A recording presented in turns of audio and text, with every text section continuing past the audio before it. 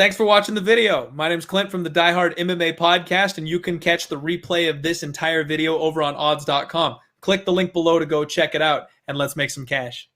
Moving on to the main card for UFC Vegas 15. We've got 400 live viewers. What's up, everybody in the chat? Thank you all so much for hanging out with us this evening. We appreciate you. This is my man, Manpreet, the lock of the night, host of his own podcast, joining me to break down these fights here. We are rolling through this card. Next up, we have got, you know what? My fights are out of order here. They have moved things around a little bit, so we're going to skip over that one. I think they're starting the main card off with a welterweight fight. Miguel Baeza taking on Takashi Sato.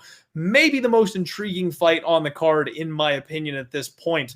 Miguel Baeza, 9-0, undefeated, big-time prospect. Everybody's high on this kid. Taking on Takashi Sato, who's a guy that I, for some God knows why reason, have a soft spot for. I want to see Takashi Sato succeed, and I don't know why I love the guy so much. And maybe he's a little like me. He's a little undervalued, but he's always smiling, and he's always happy to be in there doing his damn thing. So I just got to root for the guy.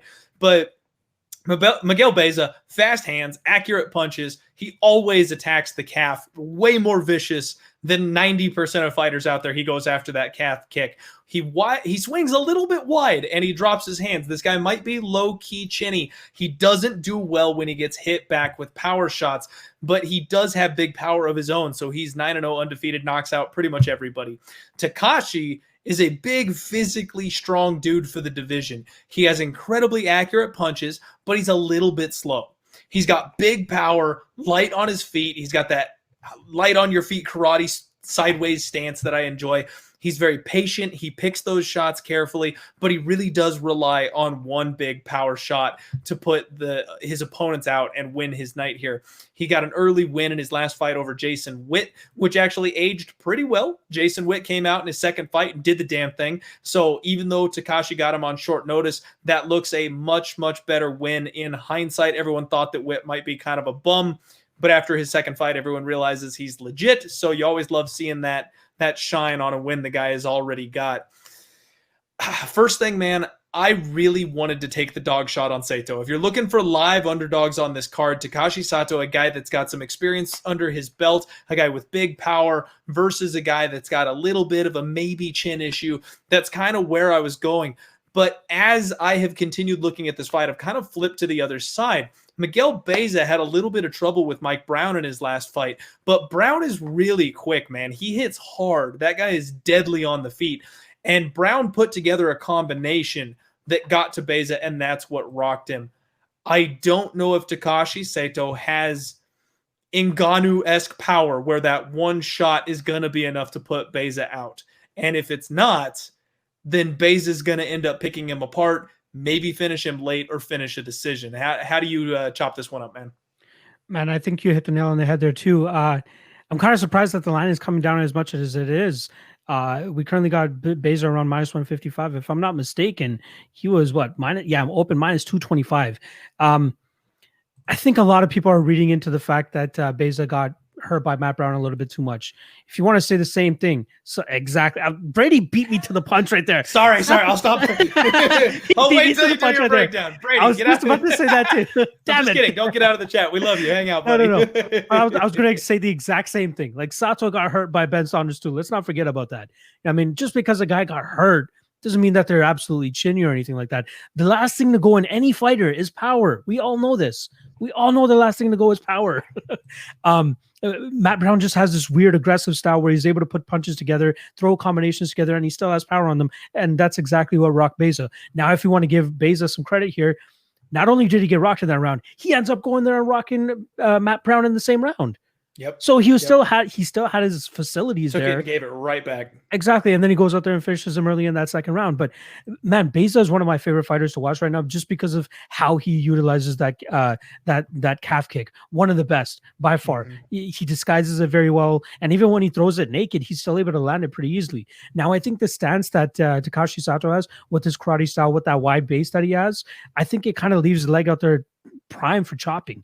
Yeah, I mean, you can say what you want about him being a little bit easier and quicker to come in and out of distance with that sideways style that he has. But Beza does such a good job of kind of hiding those kicks that I'm sure that he'll get to the leg eventually.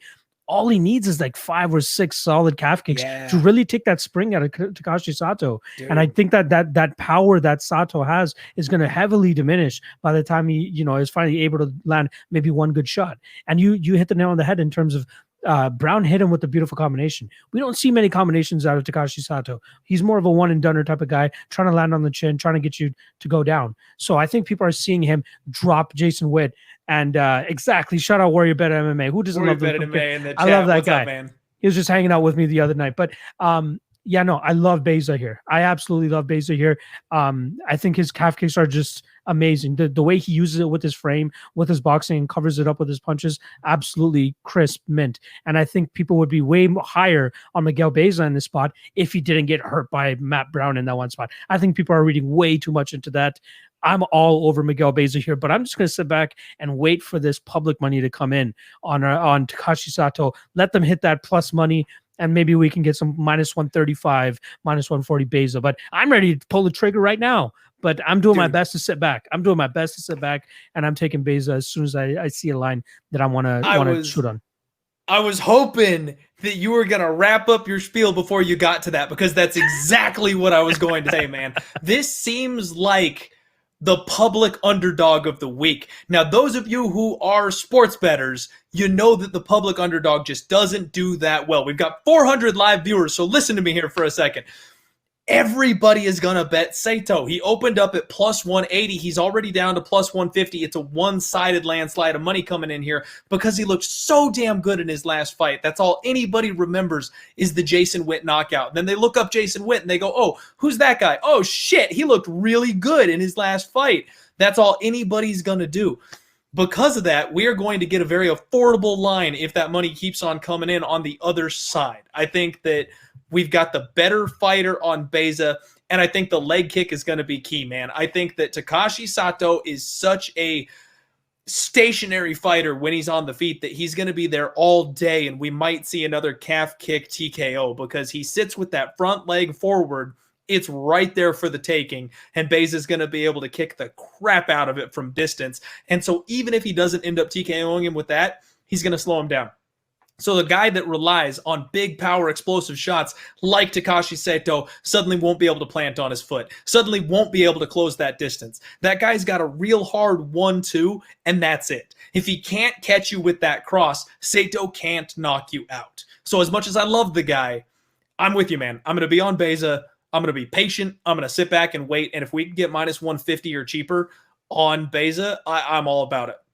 I don't know how people can feel comfortable about having that small path to victory with Sato, because even if this gets extended to 15 minutes, more often than not, the guy who's throwing more and landing more and having more variety of strikes like Miguel Baeza will have here, he's going to get the decision even if this sees the scorecard. How's Sato winning a decision? No. With what output? Exactly. Sato has really one path to victory here, and I think Beza can win basically all the other ways that the fight can happen. So I agree with the favorite. Probably going to bet this one. Let's see how cheaply we can get this line. And real quick, man, my boy Greco here in the chat saying you all pass. You might as well not put on a show. Let me tell you, buddy, I appreciate you hanging out with us this evening. But we're talking sports betting, so we will give you who we think is going to win the fight. But at the end of the day, if we don't actually put our money where our mouth is, we're not that confident.